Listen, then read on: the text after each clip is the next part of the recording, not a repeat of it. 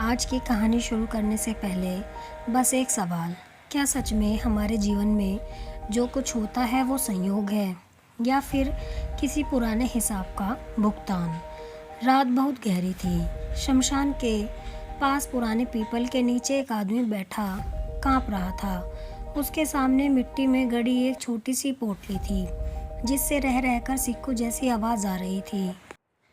उसका चेहरा पसीने से भीगा था, आंखों में बहता वह बुदबुदा रहा था, मैंने कुछ नहीं किया, मैंने तो बस उठा लिया था।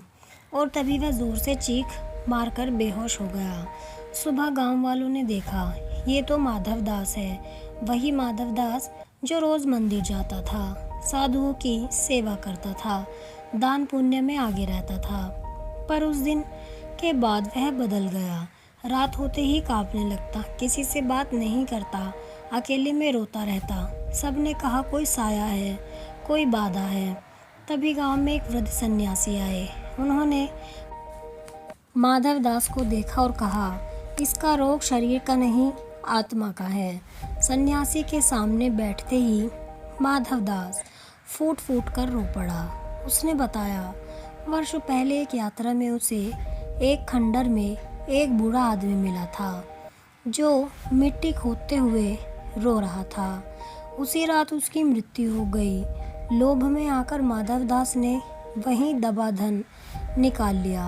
उसी धन से उसका व्यापार बढ़ा, मान बढ़ा, धर्म कर्म बढ़ा।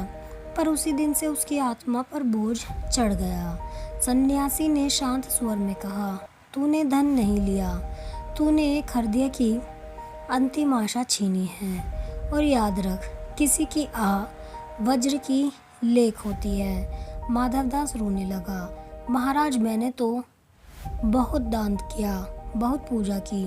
सन्यासी बोले, जिस ऋण का जन्म पीड़ा से हुआ हो वह दान से नहीं कटता, उसे भोग से चुकाना पड़ता है। सन्यासी उसे गंगा तट की कुटिया में ले गए।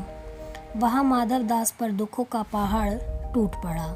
रहस्यमयी बीमारी, असहाय पीड़ा, धन का नाश, अपनों का छूटना। पर इस बार वह रोता नहीं था। वह कहता है, प्रभु जो लेना है ले लो, बस मुझे अपने चरणों से अलग मत करना। एक रात पीड़ा के बीच उसने उसी बूढ़े को देखा, पर इस बार उसकी आंखों में क्रोध नहीं था, बस थकान थी। उसने कहा, मेरा भार उतर रहा है, और वह दृश्य लुप्त हो गया। उसी दिन के बाद माधवदास के भीतर अद्भुत शांति उतर आई। रोग धीरे धीरे शांत हो गया, मन हल्का हो गया। सन्यासी ने कहा, ऋण उतर गया है, अब तू भोगी नहीं भक्त है। माधवदास गांव लौटा। ना धन था ना मान, पर चेहरे पर ऐसी शांति थी जो किसी राजा के पास नहीं होती। वह हर दुखी से यही कहता, जो भी मिला है हिसाब लेकर मिला है, झगड़ो मत, समर्पण करो।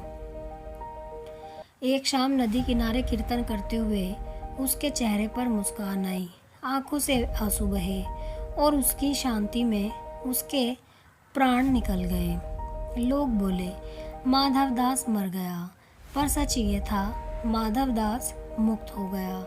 दोस्तों, इस संसार में कोई भी घटना बिना कारण नहीं होती।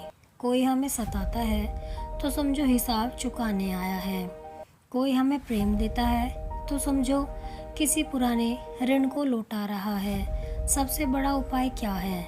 लेना देना बंद कर दो, अपने आप को प्रभु को सौंप दो, क्योंकि जब इंसान समर्पित हो जाता है तो कर्म भी जलने लगते हैं और आह भी आशीर्वाद बन जाती है। अगर कहानी ने आपके मन को छुआ हो तो इसे आगे ज़रूर साझा करें, शायद किसी का बोझ हल्का हो जाए। इस कहानी से हमें यही सीख मिलती है कि किसी की आह मत लेना, क्योंकि कर्म किसी को माफ़ नहीं करता। अगर कहानी ने आपके दिल को छुआ हो तो लिख कर बताइए और वीडियो शेयर ज़रूर करें।